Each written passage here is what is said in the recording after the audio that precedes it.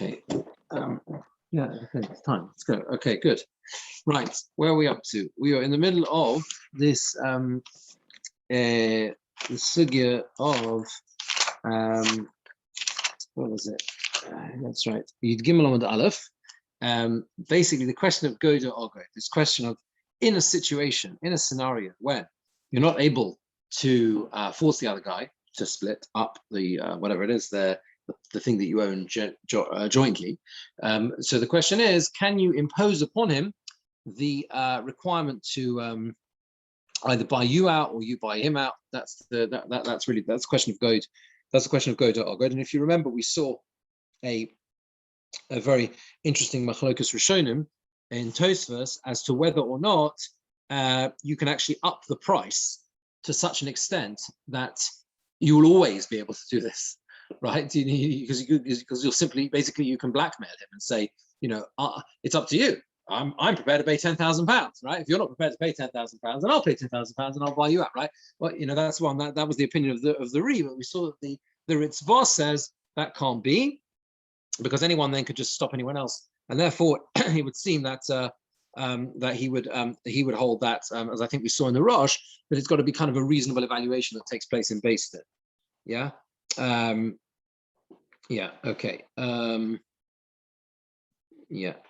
So we brought one proof from the case of the Chetzia Eben and Chetzia Ben Chorin, and we said that's not a proof because you can't prove from a situation when there's only Ogod and not God. In the kitchen, where the Eved was able to buy himself free, but he can't sell himself. He can't sell himself in the same way as he is free. Now, this Eved, which is half free and half a slave, he can't go ahead and say to the other guy, "You buy me," because an Eved Imri, Rashi says, "Ein Eved," the last line of Rashi, "Ein Eved Imri Nimka El L'Sheish." An Eved Imri is only sold for 6 years. It's a different story. It doesn't work the same way as the half that he's a Ben Chorin, the half that's free, and therefore it can't be the situation of Goda Ogod doesn't exist effectively. So therefore, that's why it's not a proof. So now we're up to the Toshma, which is 3.5 lines from the end of the Amud. Toshma Shnei Achin, two brothers, Echad Oni, ve'Echad Osher. One is poor and one is wealthy. And the father left them a bathhouse and an olive press. So Ason is schar schala emtze. If they use it for business, they use it to make money. So then they split the profit. Very simple. Ason la'atzmoi. But if they're using it for themselves, they're just benefiting themselves from the olives or or they're using the bathhouse themselves. So here is a little bit of a problem because you can't divide it in half. If you're splitting the profit, simple, just split the money. But if you're not splitting the profits, right? If what you're doing is it's just for their own personal benefit. That's the deal. That's what they want or whatever. So therefore, it's not so simple. So what can you do in that situation? Hari Osher Omer La'oni. The Osher can say to the pauper, the poor one, take yourself servants to heat it up. It was a big deal heating up the merchatz, the Beis HaMerchatz in those days. Take yourself whoever you need and use it. Right? Don't take for yourself olive. Go and buy olives and use the olive press. I'm happy for you to use it. So what do you see? So look at the first Rashi. So they'll heat it up, washing it. You see that the Oni, the poorer one, cannot say to the wealthier brother, "You buy me out." If Goda or Ogod existed, basically what we're saying is like this: is the Osher can say to the Oni, "Listen, it's not my fault that you can't afford the necessary staff to heat the merchatz. Tough. Right, I can, you can't. That's it, right? He's saying we're not very nice, but he's saying we're basically it's an equal playing field. We both have use of these facilities. The fact that you can't afford to heat the water is not my problem, basically. Yeah. Why can't the Oni turn around to the Osher and say we have joint ownership here? Goda or Ogod. Yeah, you buy me out, or I'll buy you out. Yeah. So the answer is in a way it's obvious. The Gemora says because it's again he hasn't got the money. He hasn't got the money to buy him out. Hostel money there as well. Go to Ikka, Ogod Leika. Right? Rashi says She'ein ha'oni omeloi, because the Oni can't say to him, The Bach changed it a little bit. Or I will buy your part. He doesn't have the ability to buy him out. That's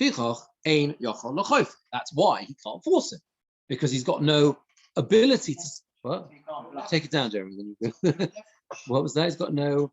Exactly. Yeah, exactly. No, he can't. Go. The principle of Godo Ogod is absolutely. That's what we're saying. Is absolutely based on a genuine ability to a genuine offer to say, look, I want to split up from you. I realize you don't want to, but I'm going to offer you an amount of money to do so. And if you don't like it, then you pay me, basically, right? So is the assumption that if they own the business, yeah, rather than use them, then you could say go to Argos?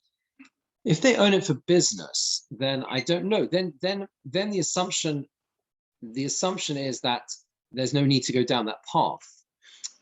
Let's put it like this: Godo Ogod doesn't exist in this scenario because they're unequal partners, because one cannot afford to pay any money. So therefore, Godo Ogod doesn't really exist, and that's why it doesn't consider Godo Ogod. That's what the Gemora is saying. That's why the Brisa doesn't even consider the question of Godo Ogod, right?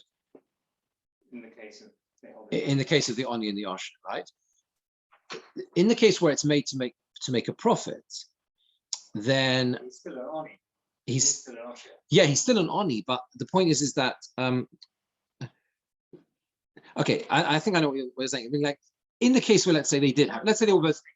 If you're telling me if one's rich and one's poor, to the extent that the poor man can't come up with the funds to buy the other one out, so you can't say go to Ogod. Right. What's enough to know whether they're holding it as income, whether they're holding it for personal use?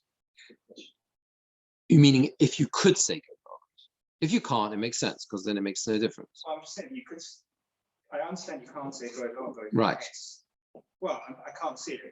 You can't say go to Ogod in any case, whether they hold it for income or whether. That's true. Absolutely. Go to Ogod does not exist here because the Oni can't say go to Ogod, right? Unless you could say to the richer brother, I can't afford to buy I can't afford the yard, but you can take my profits. Yeah, but that he can't do. The notion of go to Ogod seems to be only in a situation where they can both say it. But in other words, what I'm saying is, just to come back to your point, I think that the point here is that go to Ogod we've proven doesn't exist in this case anyway, which means that the Brisa now makes perfect sense in according to both opinions, in the sense that go to Ogod is out of the picture. So therefore, if it's a case where they split the profits, they split the profits. If it's a case where they don't split the profits, then it's true, it's unfair, but ein ma lasot. I mean, that's just how it is, right? He says to him, listen, this is not for profit, and therefore, when you can, yeah, if go to Ogod did exist, then it would exist in both cases. Absolutely. There's no reason why it wouldn't exist in both cases. I would think you should be able to say go to Ogod in both cases. Yeah.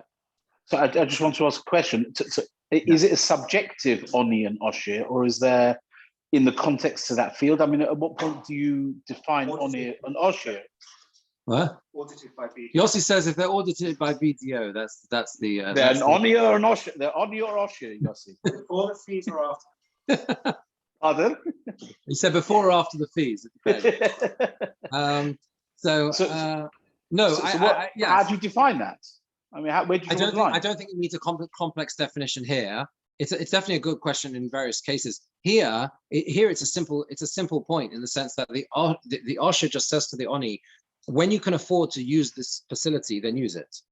So the case is where the Oni has not got the ability, does not have the funds to buy the olives, to use the press, or he doesn't have the ability to hire the servants. Okay. Okay, I missed the first bit. Okay, fine. Yeah, that's just how it is. Okay, fine. Apologies, I missed that. Yeah. The answer to your question is actually in the Gemora's wording of says the father made us on the schar. In other words, it was the father's wishes that they did not sell the business. Yeah, but I don't know if he can bind them to that. The father, I don't know if he can bind them to that. That's interesting. That's it was Hilchos Yerusha. Maybe they sort of Yerush as the intended use of the facilities. So that's what Hilchos Yerusha is. Perek Shnochel in the end of the later on in the Masech, much later on, Hilchos Yerusha and how that works. But either way, here doesn't prove anything for our case. Okay. It's actually interesting. There is a very small Tosfos here. If you see the second Tosfos at the top of the Omud, which really deals with this question, Jeremy, your question. He says, Tosfos says, you see where it says Im ason nischar, the second one on top of the Omud, yeah? Lav dafka ason nischar. Not specifically if he made them, the father made them for profit. Even if he made them for himself, Elo shemoitze lahaskir. There's an ability to rent them out. So that directly addresses your point. You understand? If the Oni can turn around to the Osher and say, I can't afford people to heat it up for me. I can't afford olives, but there are lots of people here.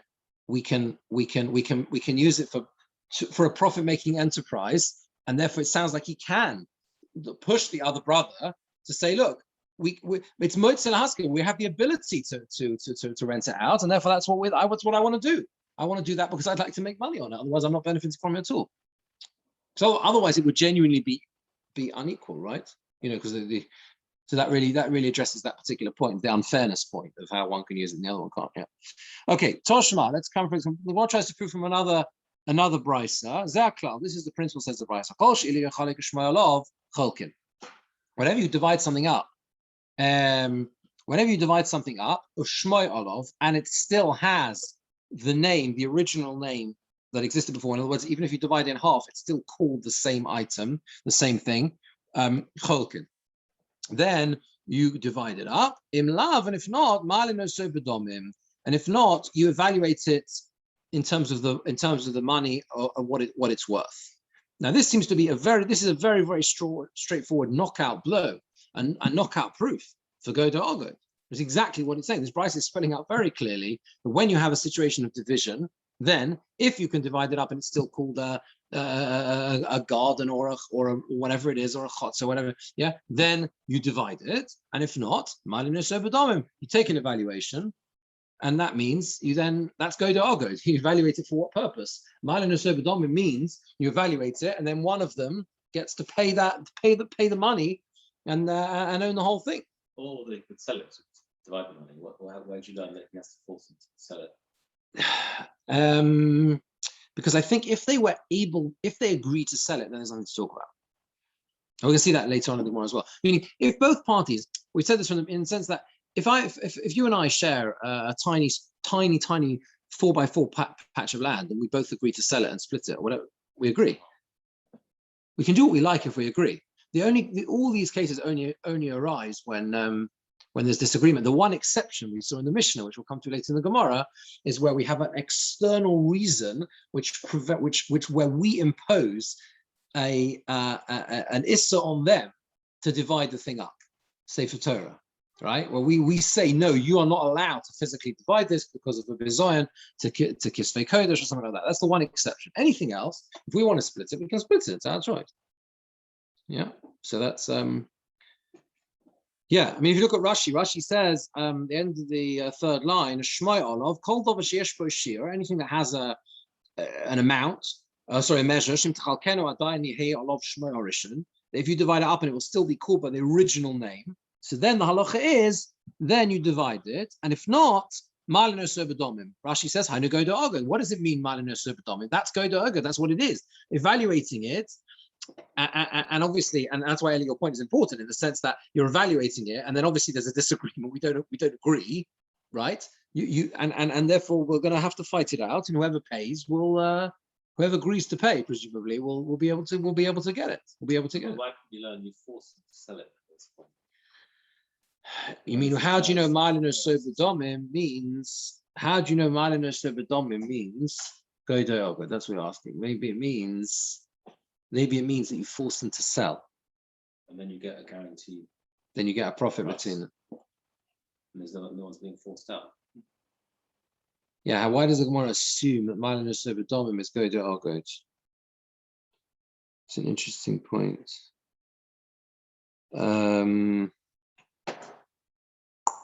Just assume. This is Malin on site. Not his son. Well, no, I think Malin so is the item or the field or whatever it is. You evaluate the value. What is it? You evaluate what the item is worth. You evaluate what the item is worth. Interesting. You evaluate what the interesting. There's something here. You evaluate what the item is worth, but it doesn't. The more just assumes that that's what it means.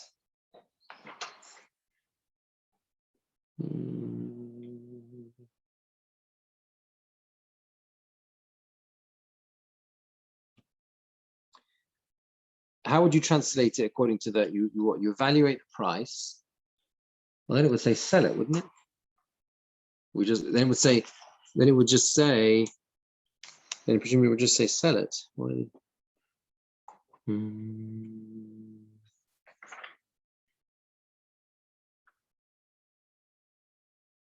Yeah, I'm not sure. I'm not sure. It seems to be that that's just what the Gemora assumes. That's what it means. Yeah, mal nusevdom means you evaluate what the price is, and then one of them chooses to. They can each choose if they want to pay that price. Yeah.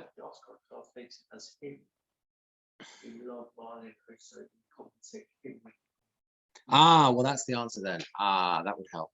So I assumed so was the field, because so can be the field as well. That would make sense then. That must be the answer. Yes. Do you see what you're saying? That's what I said. Yeah. What was that? Yeah, absolutely. Yeah, you're right. Yeah. Malino soberdomim means you compensate him. So you should, in other words, male, like to bring up. You bring him up. You compensate the other one in funds. Okay, that helps. Thank you very much. That's very helpful. So that's so that means it's clear. Fine. Okay. Anyway, either way, you see, this seems to be a clear proof for Goda Agad, which supports before Yehuda, but not Rav Nachman. So the Gemara answers and says Tanoihi. It's actually Machlokes Tanoi. We can see from a Brisa. The sign of the Brisa says Tolato Shir of Ani Pochos. If one of them says, let's say you have a chotzer which is less than 8 amos, and someone says you take it and divide it up, and you take 4 amos, and I'll take the rest, and he's happy if you take 4 and I'll take 3, for example. Let's say it's only worth it's only got 7. There's only 7 amos, right? Tolat Osher, one says you take the full 4 amos minimum, Bani Pachas, I'll take less. Showman, no, we listen to him. Ram Shimon says ain't showman, no, we don't listen to him. And one says, hey Chidomi, what's the case? If you say it's as stated in the Brisa, my time with the Rishon Gamliel. Like I said before, why would Rishon Gamliel not agree to this? If both partners agree to do something, there is nothing to talk about. There's no dispute. There's no one's disagreeing. Why should he not agree? If I'm happy to take only 3 amos and you take 4 amos, and we're both happy with that, then what's the problem? This is something missing from the Brisa. And this is what it's saying. If one says you take the right measure, the right amount, and I'll take less, show me no, we listen to him. The Goda Nami Shomin Loi.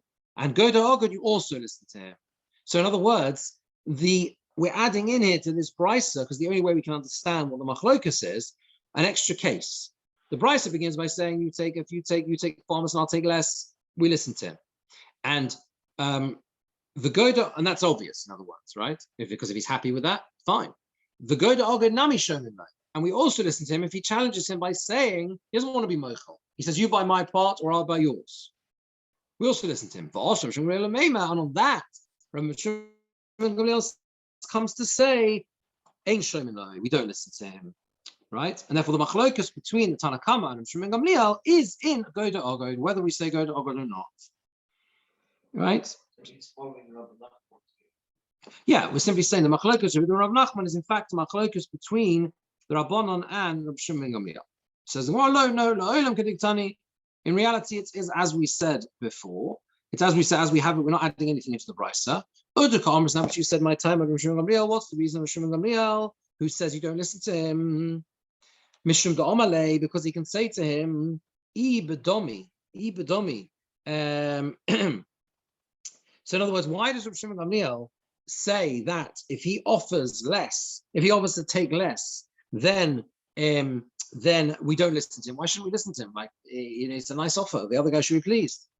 He says, because he can say to him, Ibedomi, if you want money for it, Leslie Domi Nemitzanov, right? I don't have any money to give you. In other words, if you're agreeing to take less, to take 3 amos, right, and give me 4, but you want me to compensate you for the 4th amma. Does that make sense? For the fact that you're taking less land. I don't have any money to give you. I don't want to pay you. I don't have any money. The iba matona, and if it is a gift, lo nicholi, I'm not interested. Dichsev, as the pasuk says, v'soni matona sichya. Someone who hates gifts will live. Pasuk in Mishlei. So if you want to give it to me as a gift, I can refuse. I can refuse. So that's why we can understand. That's how we can understand Shimon Gamliel's opinion. We're saying that in reality, there's no proof from here for Goda Ogod, right? The Brisa doesn't discuss Goda Ogod.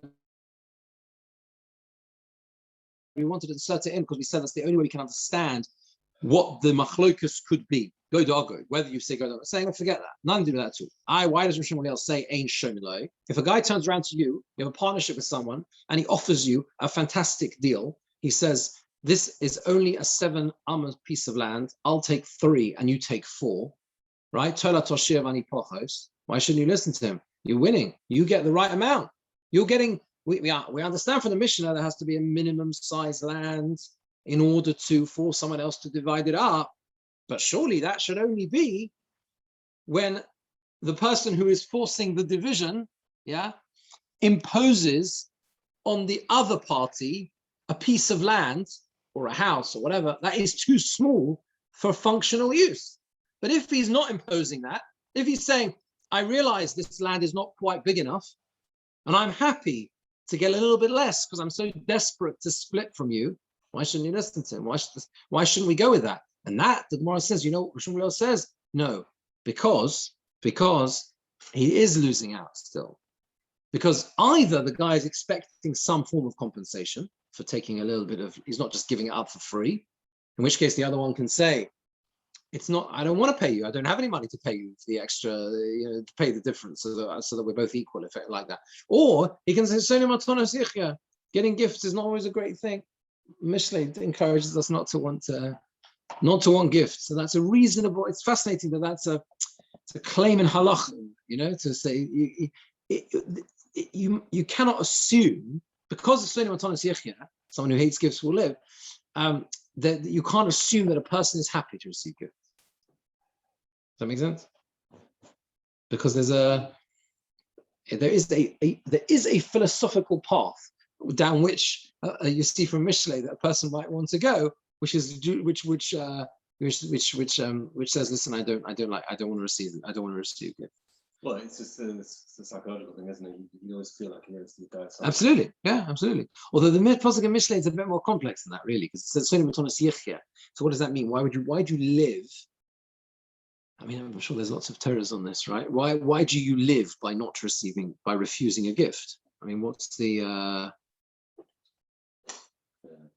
Because you can live your life as you want to without owing something. Exactly. Poshup Shat is a similar as Eli's saying that you don't you ultimately live an independent life.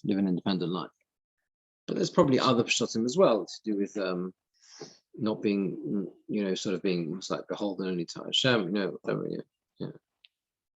Anyway, either way here this is a claim he can make. Yeah.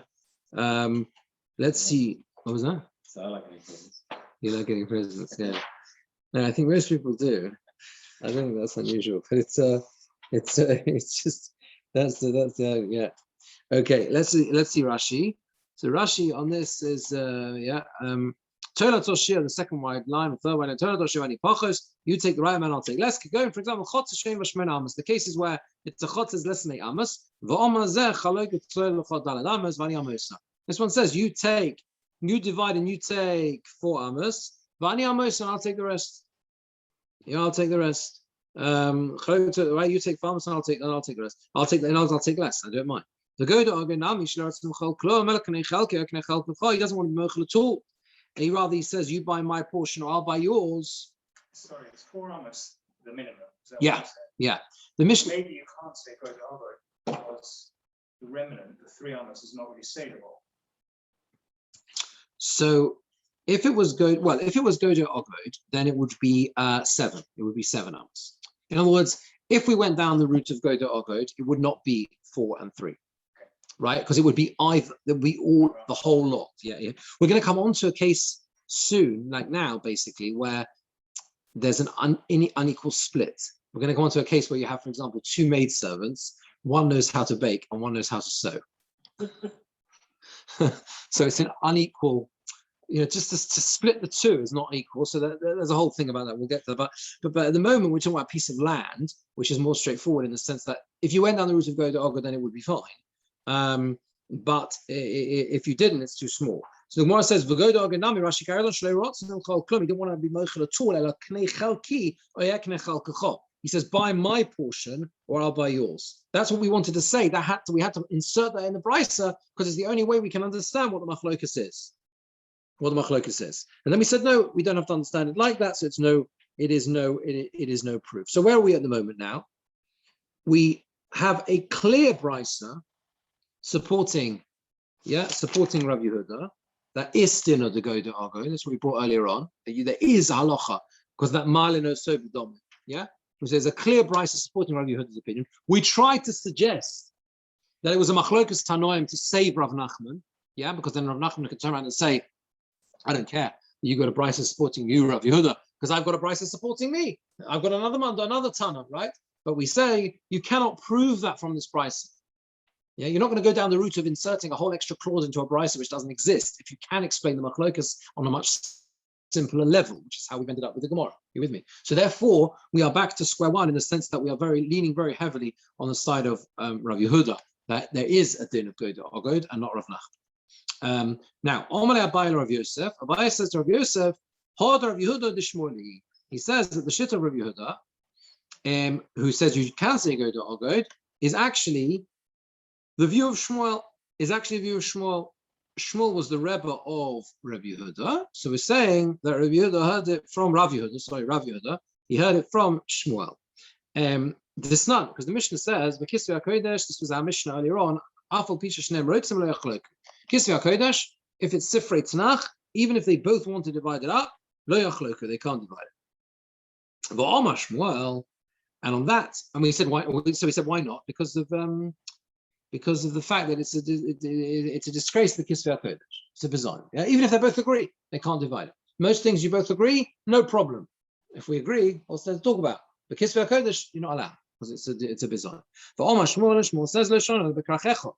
That's only if they are in one volume. It's not really a volume, it's really a scroll, yeah, one roll, right? Because that's a bizarre. If you have to split it up. If it's in two bundles, two rolls, so then you can divide it up. Then you can divide it up, right? Now, how are you going to divide it up?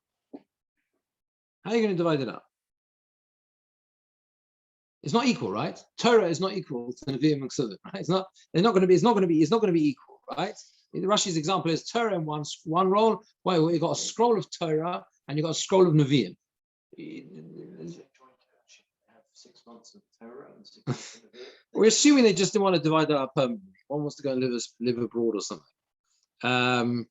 Now, in other words, there has to be some form of Godo Ogod on the difference here. There has to be some form of Godo Ogod, right?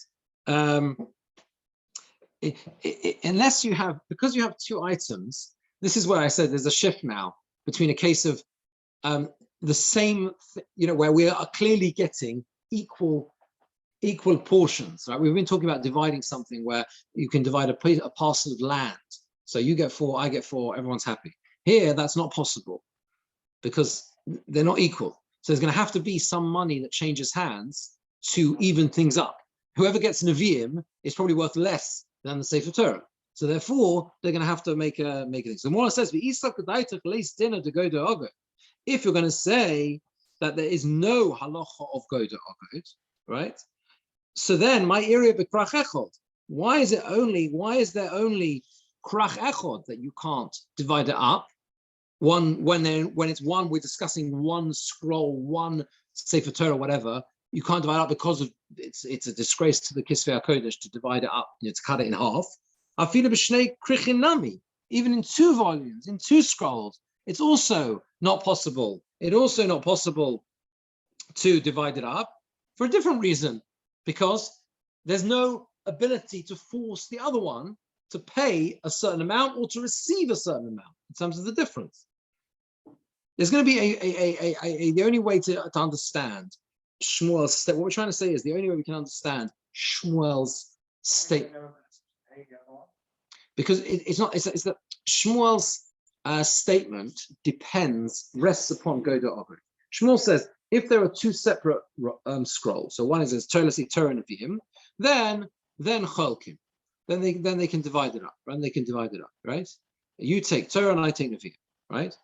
Now, the Gemara is assuming that Shmuel is making his statement, even if they don't both want to split. If they both want to split, again, there's nothing to talk about. If I'm happy to take Nevi'im and you take Torah, there's nothing to talk about, right? But what if they don't want to?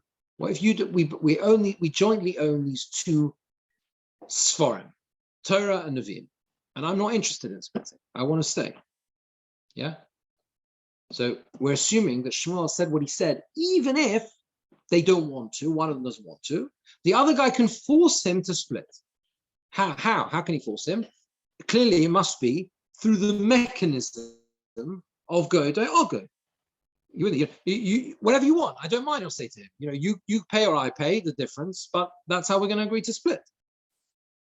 So you have a right to keep hold of it. You can't force the sale ever. Well, you can. Well, we're suggesting that You can't force an outside sale and then you split the money. One of them specifically wants to keep the Sefer Torah. So you can't force him to sell on the Sefer Torah and then split the money. You have to do this go to other because there's no conceivable way of splitting. It's not so much that you have to. All Shmuel says is that if it's Shnei Sforim, right, you can force. We're assuming what he's saying. We're going to reject it, but what we're saying is we're assuming that Shmuel is talking about a case where you have these two Sforim, okay, and I can force you to go that we go our separate ways. You take one and I take one. But is it because each of the Sforim are not equal? Yes, that's why Goda Ogod has to come into play here. Natural divide because there's two bodies. That's right. There's a natural divide, but it's not an equal divide. And because it's not an equal divide, there will be an element of Goda Ogod here. So the only way you can understand Shmuel is if Goda Ogod is a legitimate thing to say. You're allowed to do it. You're allowed to force it. If you look at Rashi, let's just see Rashi because it's become clear. Rashi explains this very clearly. Just go back to where it says, Hod Rabbi Yehuda, he accepted it from his Rabbi, he heard it from Shmuel.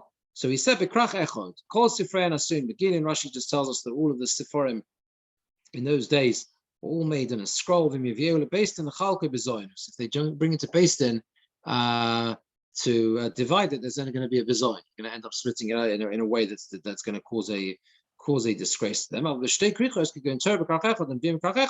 you have Torah in one scroll and Nevi'im in another. They can divide up. Now, this is the important Rashi. Because we think that we're talking about a situation where they don't both want. One of them wants to split and the other one doesn't. Clearly, their value is not the same. Firstly, the value of any two, so anyone will take that, any sofa will take that. You never get, they're no identical. Anything where there's a variable element introduced, it's a handwritten sefer, it's never going to be the same, right? There's not going to be equal value, even if they're both Sifrei Torah. It's not going to be equal value. The Eilais to go to Ogod, says Rashi, if there was no halacha of being able to say go to Ogod, either you pay or I'll pay, how can he force him? Zeh Yomar, the other one, or how can he force him? The other one will say, I'm not prepared to pay the extra money. And I'm also not going to give you the more expensive one, that I receive money from you for giving you the better one. Okay? We're not going as Tavai of Shichan. They both need this one. Okay, no, that's something that Rashi always said. He rejects that. But the point is here is that if you assume, and this is the big assumption of the Gemora, that they do not both want to divide, okay, which is the logical assumption, by the way, because again, if we're both happy to take one cloth each, then there's not much to talk about, right? It's going to be the kasha on the maskana of the Gemara. But basically, so I'm not happy and you are. You want us to divide. You're going to give me one and you're going to keep one for yourself. The problem is they're unequal. So clearly there has to be a godo ogod here. There has to be where you turn around to me and say, okay, listen, I want to go our separate ways. You take one and I take one. You'll tell me they're not equal. That's fine. Godo ogod. Either you pay the extra and get the nicer one, or I'll pay the extra and you get the nicer one. The other way around. You understand what I mean? Either you pay a bit more and you get the nicer one, or I'll pay a bit more and I get the nicer one. And that is a form of godo ogod. You've got to get your head around it because it's not exactly the same as before. Before we were talking about a straightforward situation where buy the whole field or I'll buy the whole field, right? But here you're adding into the equation the fact that there is a split that's going to happen. You are going to take one cloth and I'm going to take one cloth, but it's unavoidable that there will be, if we're not both agreeing to divide, the only way it's going to work, the division is going to work, is if I could also force you to either part with some money, yeah, or enable or allow me to part with some money, which is the basic idea of godo ogod. You with me? If you just simplify it to that, it's that's what we're saying, that Rabbi Yehuda derived his halacha from Shmuel, because Shmuel makes this statement that the Mishnah is only talking about where there's a bizoin of Kisvei Kodesh because there's only one sefer, which you have to literally cut in half. But if there were two chokin, they can divide it up.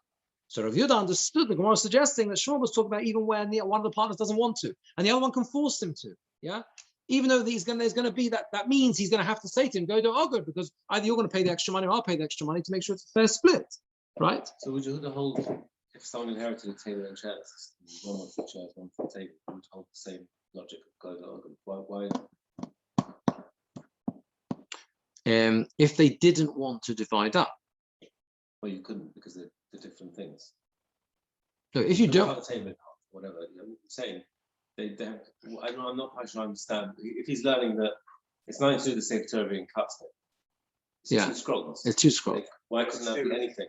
That could be Difference. Yeah, it could be anything. It could be anything. Code applies where there's no way of splitting something. Therefore, you have to use code. In a situation where only one partner wants the division. That's the critical point.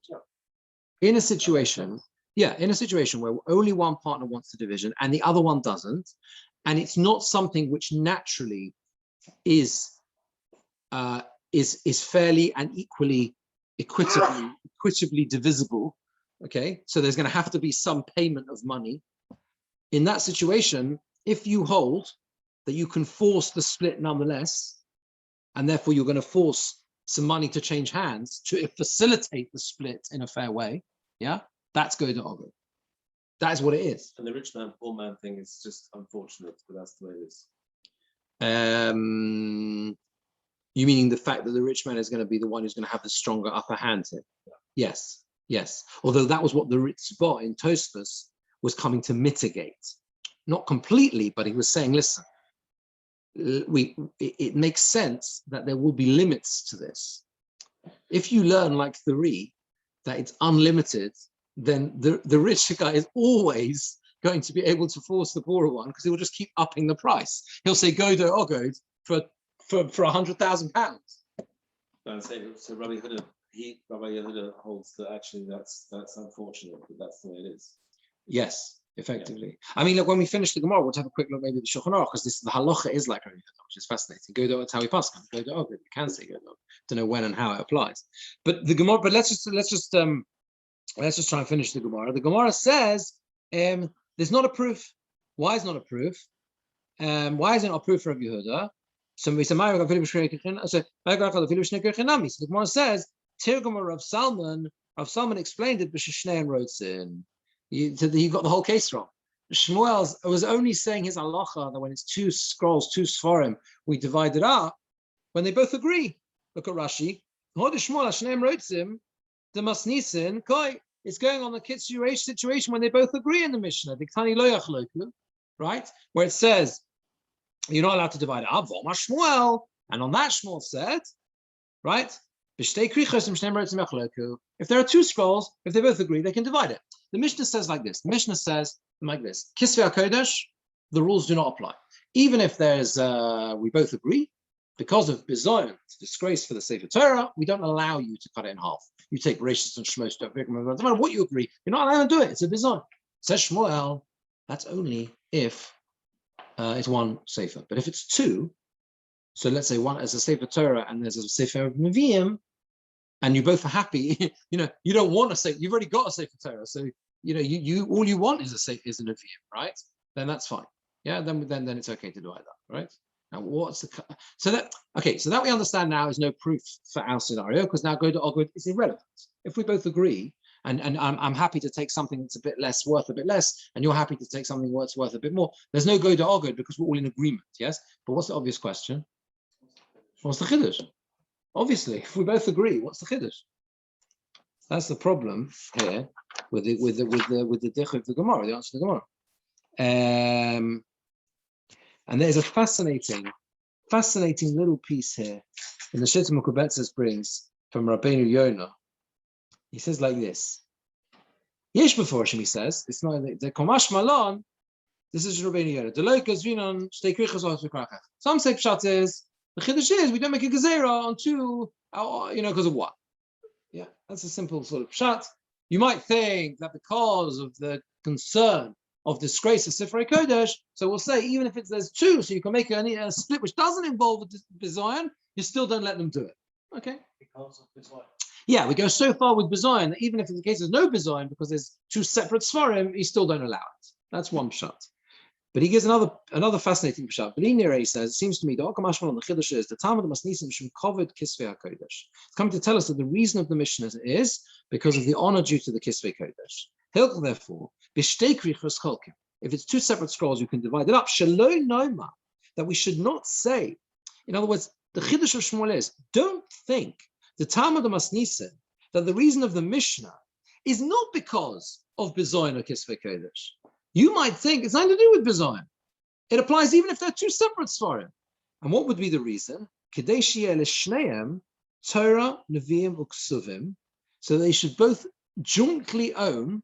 Maybe Chazal were enacting it that there should be joint ownership of Torah, Nevi'im, Uksuvim.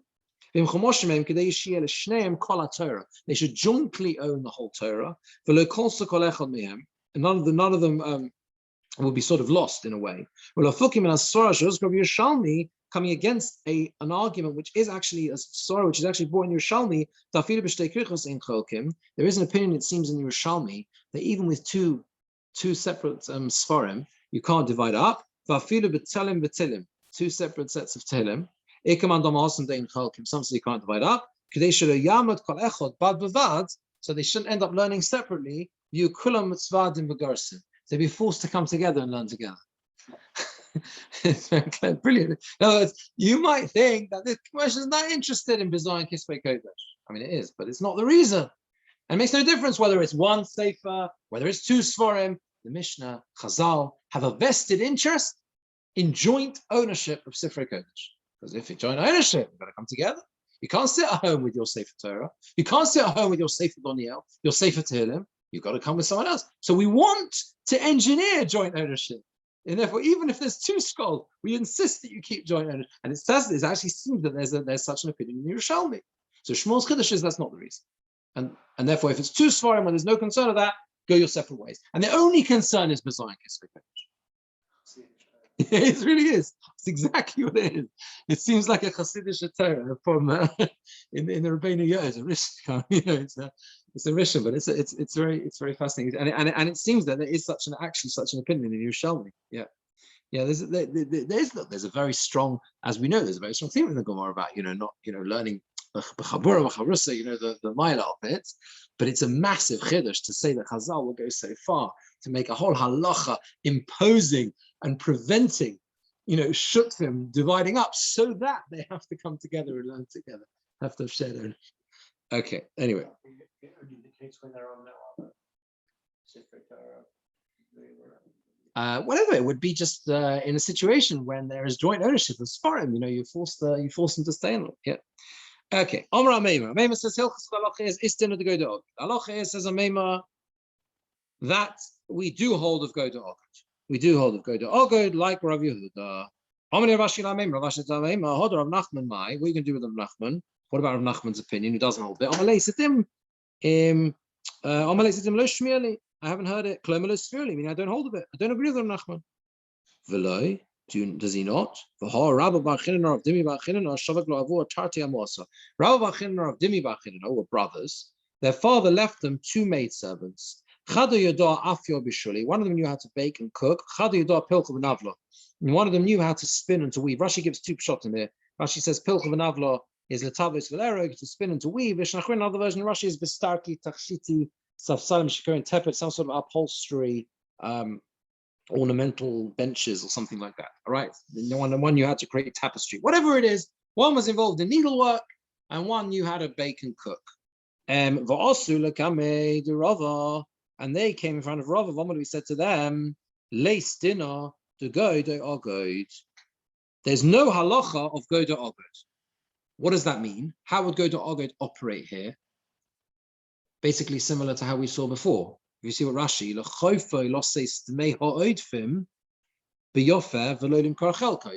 there's no go to Ogod to force him to give the value of the superior one, exactly, and not to sell his portion, There's no equal split here. They're not going to be equal, these 2 maidservants, right? Clearly. And therefore, if one of them wants to split, you take one of them, I'll take the other. It's going to be massively complicated. He says to his brother, if we have to share these 2 maidservants, let's go our separate ways, and I'll pay you or you pay me, for the difference. And the other one doesn't want it. The other one did not want to do this, and Rava said, you can't force. Leis dinner to go to Ogod. So the question is. Yeah, exactly. No, the question is, Amema said to the halachas like Rav Yehuda, and Rav Ashi challenged him and said, "What about Rav Nachman?" And he said, "I don't hold Rav Nachman." And he says, "What do you mean? We had an incident where they came in front of Rava, and Rava paskan like Rav Nachman. Rava's massively important halacha. Rava paskan like Rav Nachman, right? So what are you going to do with that?" So one says there is different. Shani Hosen there is different. Why? There, they each wanted both. They each require both. They each require both services of both the maidservants. They require the cooking and they require the needlework, right? So when he says to him, "Shekoil at chado va'ano chado," you take one and I'll take one. Love god ogodu. That is not god ogod. That is not god ogod. Rashi says, look at Rashi, go to Ogod is only if he says to him, you take both, or I'll take both. Because each one is not enough for one of them. In other words, each of them can only do half the job. You with me? No, that's what we're saying. There isn't. Meaning, you know why Rava Paskin there lays dinner to go to Ogod? Because the scenario and the setup was not a fair. It was not a case which. It wasn't a case where. Can't say go to Ogod on each one individually. Yeah, that's what I'm asking. And each so 2 go to Ogods. Oh, so like he says. You take the new work, or I'll take the work. You take the bake. Like that. Well, he wasn't saying that. That's the problem. That was the problem. That's the same case we had before with the. Okay. I don't know whether there's a massive difference in the sense that what we're saying is simply that the suggestion that one of them was making, or one wanted to impose on the other. Yes, but we'll get to the two stories. The Gemora is going to ask him about two stories in a second. The Gemora is going to make the comparison in the second two stories. Let's leave that to the side a second. Well, that's the next line of the Gemora. But just to understand this case, the reason why we're rejecting and saying go to Ogod did not apply here is because it doesn't fit the parameters of Goda Ogod. Goda Ogod would only apply if the offer on the table, yeah, was basically an all or nothing offer, where you stood to get everything that you need or nothing that you need, and you get the monetary value, right? For example, if one of the brothers turned to the other one and said, either I will pay you for the value of both maidservants, I get the full service and you get the full money to go off and get the full service from somewhere else, right? Or you pay me and you get the full service and I will take the money and go somewhere else. That is an equitable or fair Goda Ogod proposition. But a Goda Ogod proposition, which involves you getting half the service and getting half the service, and then there's just a little bit of money that changes hands for the balance, that is not Goda Ogod. Goda Ogod does not, that doesn't fit the quality, that doesn't fit the characteristics of Goda Ogod, and it doesn't work in that case. The Rosh adds a tiny bit of explanation to this, which helps understand it a little bit more. He says, V'lo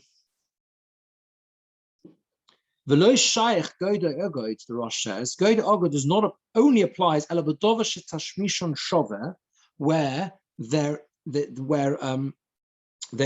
sort of their use is the same. Ve'ein bo kedei lozeh v'lozeh, and there's not enough, if you like, for both of them. So, like a piece of land, for example. So both pieces of land, both halves of the land are the same. It's just there's not enough for each of us to split. If there's only let's say 3 amas each, so it's not enough. With each of the maidservants, right? But with each of them, he can say to the other one, yes, it's exactly what he said. You're right. That's exactly what he said. The Rosh says like you, so you say that the Rosh, whichever one of the. No, it's exactly. Just notice that now. It's exactly what you said. It's interesting that the Pilpula Charifta, the Pirush and the Rosh says here, he says Kol Shekain, how much more so, but Beis Hashvachos biyachad, with 2 of them together, like Rashi says, Shiach lo Goda Egod. Right? Obviously, if there's 2 of them, he can. How much more so? If he does it together, he can say Goda Ogod on 2 of them together. The Chiddush is that even on one of them, he can say this. Right? And you don't say that it's as if that he's like he's saying, you take this one and I'll take this one. Yeah, fascinating. So that's exactly what the Rosh says. Yeah. Yeah, but he brings the Torah, actually holds, the Torah paskins, that if he says go to Egod on both of them together, you don't listen to him. So he doesn't, it has to be only on one at a time. Because the other one can say, Shema Be'echad Maspigli, Shvikolecha Tashmisha B'fnei Atzmai. Yeah. Yeah, she can say like to one of them he can say, I'm happy with one of them. I don't need both. I'm happy with one of them. It's not, in other words, it's an offer which doesn't fit my needs. Maybe I don't need someone to do needlework for me. Yeah.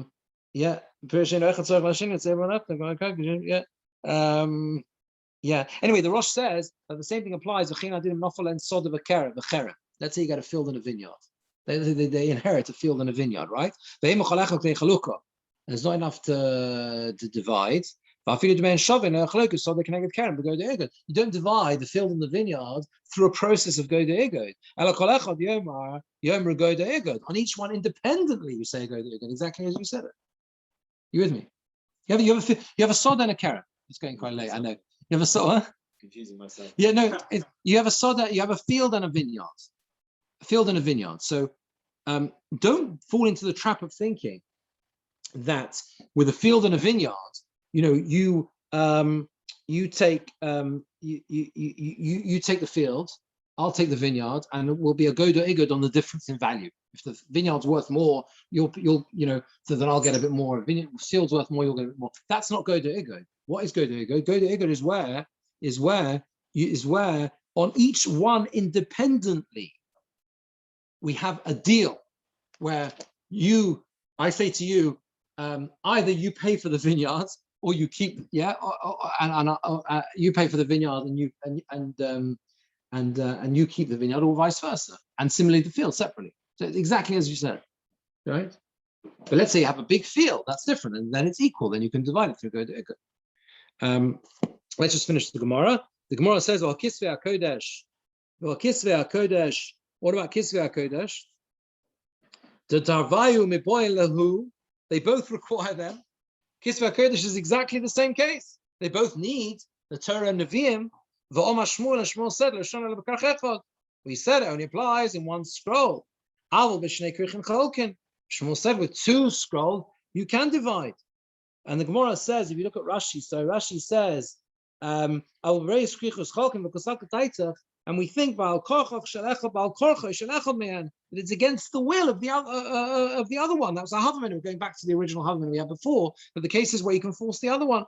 Alma, so we seek when he says to him, take one, and you pay the value of the other one, or the extra, the difference. Sorry, the difference. Or I will. We force him. It's the same setup. The Gemara says, no. What do you mean? We've already explained. Hotir Gemara of Salman. Rav Salman explained. The case there only applies. Shmuel's case has nothing to do with go to Ogod. It's a scenario where they both want to divide it up. If we're both in agreement, both in agreement that you take Nevi'im and I take the Torah or whatever, and we're both happy with that, that's fine. And Shmuel's whole chiddush is, as we learn in Rabbeinu Yonah, that the problem is only Bizoy and Kisvei HaKodesh. The problem of the Mishnah is only cutting the Sefer Torah in half. That's all we're worried about. We're not worried about any other cheshbonos. We're just worried about Bizoy and Kisvei HaKodesh. So the maskana of the Gemara is the end of the sugya.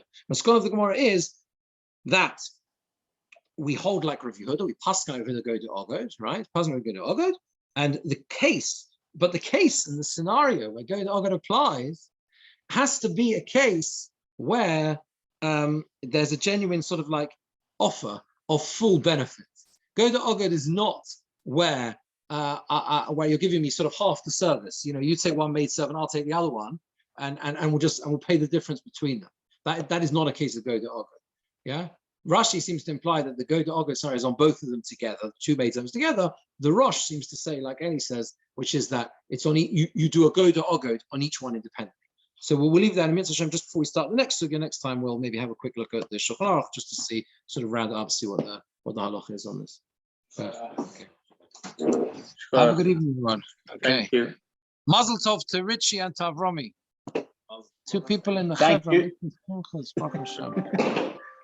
Thank you very much. Good evening. Okay, take care. Someone